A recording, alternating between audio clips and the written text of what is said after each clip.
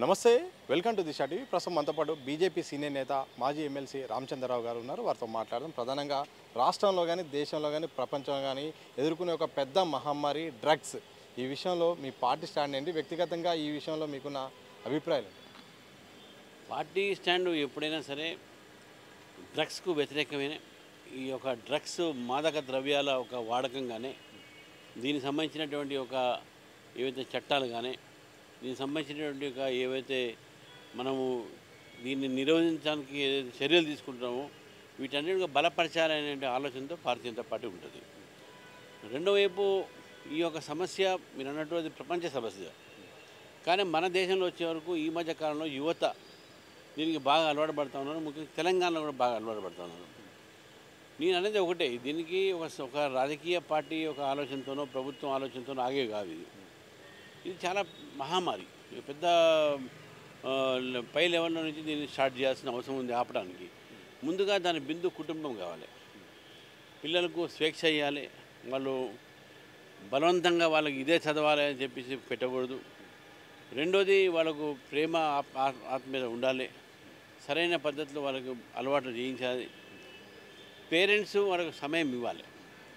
రెండోది స్కూల్స్లో కూడా వాళ్ళకు సంబంధించినటువంటి టీచర్స్ కానీ వాళ్ళు కానీ నిఘా పెట్టాలి. ఎవరిని కలుస్తున్నారు, ఎవరు వాళ్ళ దగ్గర వస్తున్నారు, ఏం తినిపిస్తున్నారు అనేది కూడా ఉండాలి.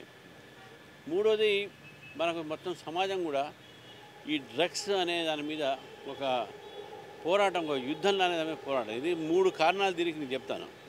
ఇది ఒక ప్రపంచంలో ఒక ఇది కాన్స్పిరసీ, ఒక షడ్యంత్రం, ఒక కాన్స్పిరసీ. అంటే ఇది విదేశాల్లో కొన్ని శక్తులు భారతదేశం యువతను నిర్వీర్యం చేయడానికి ఈ డ్రగ్స్ని మన దేశంలో పంపించి మన యువతకు అలవాటు చేసి నిర్వీర్యం చేసే ప్రయత్నం ఒకటి. రెండోది, దీంతో ఏమైతే సమాజం మొత్తం కూడా వీక్ అయిపోతుంది. ఈ వీక్ అయిపోతున్న సమాజాన్ని మనము వాళ్ళని నిలబడాలని చాలా కష్టం. మనకున్న టాలెంట్స్ కానీ మనకున్నటువంటి యువత కానీ ప్రపంచంలో మనకు అదే సంపద. ఆ సంపదని ఈ కొన్ని కొలగొట్టే ప్రయత్నం చేసి ఈ డ్రగ్స్ మన దేశంలో ఈ పంపించే ప్రయత్నం చేస్తున్నారు. మూడో విషయం ఏంటంటే ఈ డ్రగ్స్ ఒక చిన్న పిల్లల నుంచి అలవాటు చేస్తున్నారు. ఇది చాలా డేంజర్ ఇది. సో కాబట్టి ఇది ఒక టైప్ ఆఫ్ డ్రగ్ వార్ మన మీద నడుపుతున్నారు. దీన్ని మనం వ్యతిరేకించే అవసరం ఉంది. అందరూ కూడా కలిసి, ఇటు పోలీసులు, ఇటు యంత్రాంగము, ఇటు సమాజం అందరూ కూడా కలిసి దీన్ని ఆపగలుగుతారు. లేకుంటే ఇది ఆగే సమస్య కాదని చెప్పేసి నేను భావిస్తాను. సో కేంద్ర ప్రభుత్వం, ఇటు రాష్ట్ర ప్రభుత్వాలు, ఇంటెలిజెన్స్ వర్గాలు అన్ని రకాలుగా ఉన్నాయి. ఒకవైపు ఉగ్రవాదాన్ని అరికట్టడంలో ఉన్నంత ఎంత ప్రయత్నం చేసినా ఈ డ్రగ్స్ విషయంలో మాత్రం ఎంత ప్రయత్నం చేసినా మాత్రం కట్టడి కాని పరిస్థితి జరుగుతుంది. ఏం జరుగుతుందో అసలు దీన్ని ఎట్లా దొరకబట్టాల్సిన? ఇప్పుడు ఉగ్రవాదానికి కూడా డబ్బులు ఈ డ్రగ్స్ ద్వారానే పోతున్నాయి.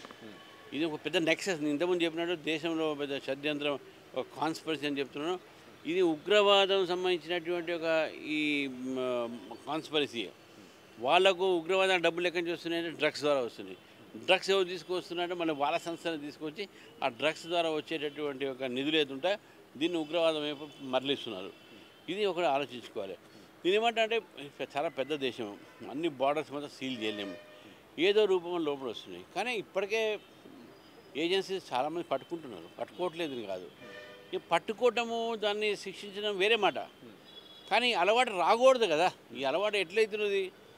దానికి మెయిన్గా ఏంటంటే మన దేశంలో చాలామంది ఇన్ఫ్లుయెన్సర్స్ ఉంటారు. ఇన్ఫ్లుయెన్సర్స్ ఎవరు? క్రికెట్ వాళ్ళు, సినిమా యాక్టర్స్, ఒక పేరు పడినటువంటి ఒక యూట్యూబర్సు, లేకుంటే ఒక మీడియా పర్సనాలిటీసు.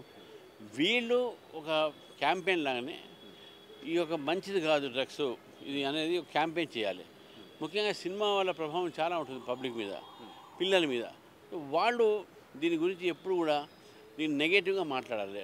డ్రగ్స్ తీసుకోకండి, డ్రగ్స్ మంచిది కాదు అనేది. ఇప్పుడు మనకు అటువంటి ఒక ఏదో క్యాంపెయిన్ జరుగుతుంది. డెఫినెట్గా చాలా వరకు మనం అరికట్టవచ్చు. సరే, పోలీసు వ్యవస్థ, ఇంటెలిజెన్స్ ఇవన్నీ కూడా వాళ్ళ పనులు చేస్తూ ఉంటారు. వాళ్ళకున్న అన్ని ఇన్ఫర్మేషన్ ఉన్నాయి. ఈరోజు కోర్టులో మీరు చూస్తే చాలా కేసులు నడుస్తూ ఉన్నాయి, లేదని నడవడం కాదు. కానీ ఇంత పెద్ద దేశము, ఇంత పెద్ద ప్రపంచం, ఎన్నో ఒక సైన్స్ అండ్ టెక్నాలజీ డెవలప్ అయిన తర్వాత ఏదో రూపంగా వాళ్ళు స్మగ్లింగ్ చేయడమో ప్రిపరేషన్ చేస్తారు. దాన్ని కూడా అరికట్టే ప్రయత్నం చేస్తున్నారు. చట్టాలు కూడా స్ట్రాంగ్గా ఉన్నాయి. పట్టుబడితే మాత్రం కంపల్సరీ 20 సంవత్సరాలు. నేను నన్ను అడిగితే అసలు ఉరి శిక్షణ ఇవ్వాలి. యాక్చువల్లీ అయితే మరణ శిక్షణ పెట్టాలి. ఎందుకంటే ఇది చాలా డేంజరు. మనిషి చనిపోతే ఒక మాట, కానీ జీవించి చస్తారు. వాళ్ళని చూసి వాళ్ళ కుటుంబం వస్తుంది. కాబట్టి ఇట్ ఈస్ ఏ వెరీ ఒక పెథటిక్ కండిషన్ అవుతుంది డ్రగ్ అడిక్ట్స్కు. అవన్నీ కూడా మనం జాగ్రత్తగా దీన్ని డీల్ చేయాల్సిన అవసరం ఉందని చెప్పి నేను భావిస్తాను. సో మీరు ఎవరైనా యథార్థంగా ఎవరైనా ఆ బాధితులను చూసారా? దగ్గర నుండి చూసినప్పుడు ఆ లక్షణాలు కానీ ఆ పరిస్థితులు కానీ గమనించినప్పుడు కూడా ఏం తెలుసుకున్నారు? నేను చాలామంది చూశాను. నేను అడ్వకేట్ని కదా, నేను ఒక డ్రగ్స్ కేసులు చేశాను, డ్రగ్ అడిక్షన్ చూశాను, తెలిసిన వాళ్ళ కుటుంబంలో చూశాను వాళ్ళని. మొత్తం చివరికి ఆత్మహత్యనే ఒక సమాధానంగా తీసుకునేటటువంటి అంతం చేసుకునేటువంటి ఒక విద్యార్థులను చూశాను. నేను చదువుతున్న రోజుల్లో నా ఒక ఫ్రెండ్స్ని చూశాను కొంతమందిని. సో కాబట్టి ఇది చాలా మహమ్మారి, దీనికి దూరం ఉండండి, ఇది మంచిది కాదు అని చెప్పేసి నేను తెలియజేస్తాను.